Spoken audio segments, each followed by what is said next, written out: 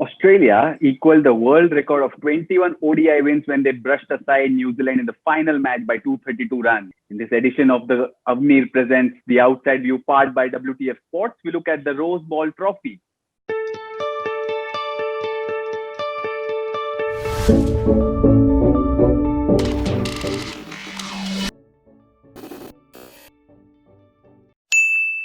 We look at the talking points. The first one, of course, is New Zealand's reluctance to change, especially their bowling attack.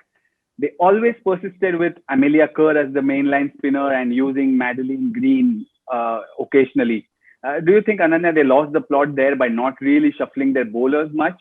I mean, I guess so. I think, when you looked at their attack, it was heavily, it was pace oriented, and the replacements they brought in were also pace bowlers. So, I mean, it did feel like they were a very one-dimensional attack, and they could have potentially used someone like Jess Watkin, who is a frontline spinner for central lines as well. So, or even Deanna Doughty, who they said, they were really excited by. So, I mean, I think it was an opportunity lost considering, they really looked very flat.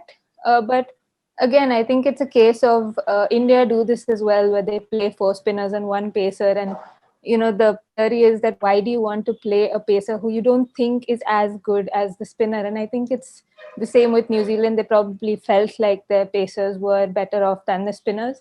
And I think Sophie Devine also said this, that, pace off even with the seamer is again difficult to play, but I don't think New Zealand used those variations well. So I mean, it was an opportunity lost, I suppose, but yeah, I mean, I guess New Zealand never turned up, and that really hurt them in the end. Although it appeared that New Zealand seemed a bit confused with their combinations, be it batters or bowlers, you can't really take away the fact that Australia was really dominant. Meg Lanning never gave her wicket away in the ODIs. Clearly, the home advantage, or do you think Australia are really, really powerful? I think Australia are just way ahead of everyone else. They're way ahead of the competition. You saw that even the last game, they won without Elise Perry, without Meg Lanning, and they won it at a canter.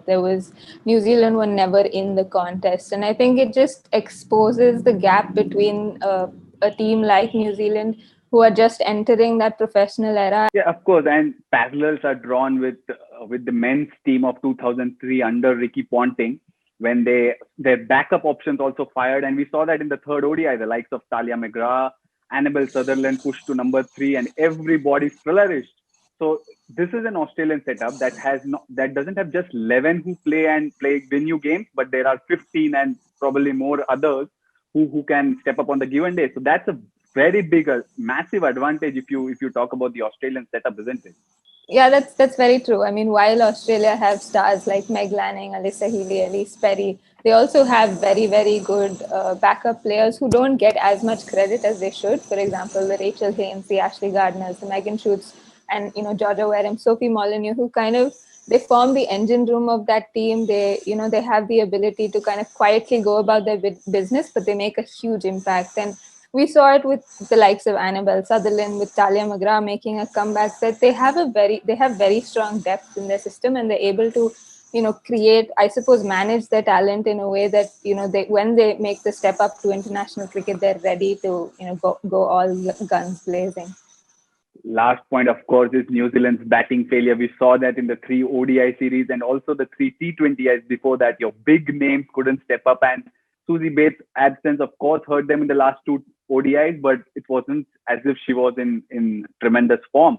So where to next for New Zealand's batters, and where do they take confidence from, Ananya? Well, I mean, if you look at the positives, I think just the fact that, Sophie Devine pushed herself up the order, got runs. I think Natalie Dodd is a big positive for them. She came in and she looked very good in the first 2 games.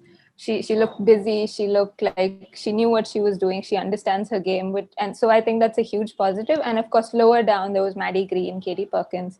I think there are positive. It was just the fact that they were unable to fire as a unit. Like you said, the big names didn't step up.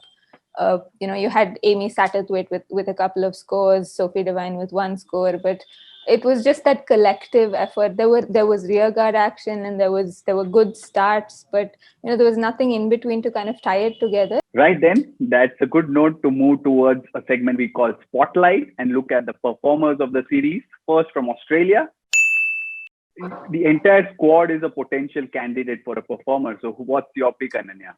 So I'm going to go with Rachel Haynes simply because of her consistency at the top of the order. I thought she was brilliant. I mean, while Lanning, had that big 100, I'd still go with Haynes. Haynes, of course, beating competition from Jess Jonathan in the bowling department, who turned up 8 wickets. Moving on to New Zealand, there aren't many contenders, I believe. So what's your pick for the performer of the series? Yeah, so with New Zealand, I think I'll go with Amy Satterthwaite again. I thought, apart from the first ODI where she failed, I think the next two, she came back very well. She looked very comfortable in the middle. All right. 3-0 victory for Australia on home soil. And it is not just another series win, but it's a win that puts them on level with the all-time great Australian men's team of 2003 with 21 successive ODI wins. That's a wrap from us on Avnir Presents, The Outside View, powered by WTF Sports.